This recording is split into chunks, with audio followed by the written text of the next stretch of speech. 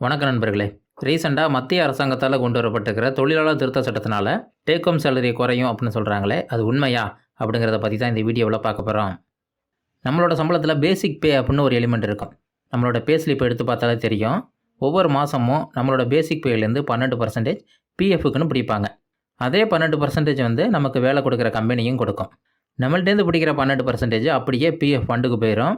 Company கொடுக்குற 12% அதில் 8.33% வந்து பிஎஃப் ஃபண்டுக்கு போயிடும். மிச்சம் இருக்கிற 3.67% வந்து பென்ஷனுக்கு போகும்.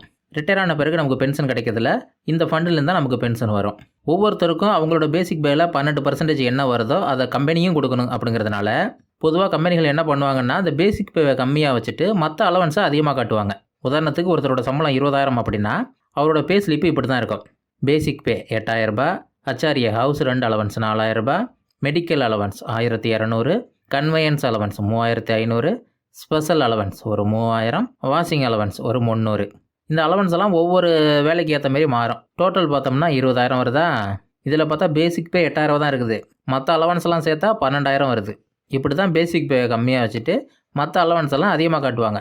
ஏன்னா பேசிக் பே அதிகமானுச்சுன்னா கம்பெனியும் அவங்க அதுலேருந்து 12% கொடுக்கணும்ல, அதை குறைக்கிறதுக்காக இப்படி பண்ணுவாங்க. இப்போ இதில் பிஎஃப் பார்த்தோம்னா 8,000ல் 12% வந்து 960 ரூபா.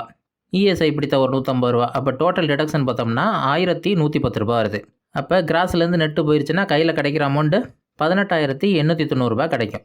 இப்போ புதுசாக வந்திருக்கிற தொழிலாளர் திருத்த சட்டத்தில் மொத்த சம்பளத்தில் 50% வந்து பேசிக் பேவாக இருக்கணும் அப்படின்னு ரூல்ஸ் கொண்டு வந்திருக்காங்க. அப்படி பார்த்தா இந்த 20,000 சம்பளத்தில் 50% 10,000 வந்து பேசிக் பே இருக்கணும். இப்போ 10,000 பேசிக் பேனா அதுலேருந்து 12% தான் பிஎஃப் பிடிப்பாங்க.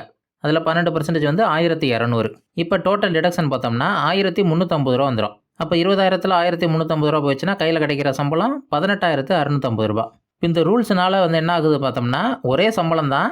ஆனால் இதுக்கு முன்னாடி கிடைச்ச டேக்கம் சேலரிலேருந்து அதுக்கப்புறம் கிடைக்கிற டேக்கம் சேலரியில் 240 ரூபா குறையுது. இதைத்தான் இப்போ நியூஸில் சம்பளம் குறையும் அப்படின்னு சொல்கிறாங்க. இதில் இன்னொரு விஷயம் இருக்குது. நம்ம எவ்வளோ தான் சம்பளம் வாங்கினாலும், 1,00,000 ரூபா சம்பளம் வாங்கினாலும் அதில் 50% பேசிக் பே இருக்கும் தான். ஆனால் அந்த 50,000த்துக்கும் பிஎஃப் பிடிக்க மாட்டாங்க. அதிகபட்சம் பிஎஃப்க்கு எடுத்துக்கிறது 15,000 ரூபாய் தான்.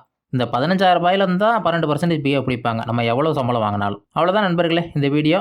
இதே மாதிரி ஃபைனான்ஸ் சம்மந்தப்பட்ட அடுத்த வீடியோவில் சந்திப்போம். நன்றி, வணக்கம்.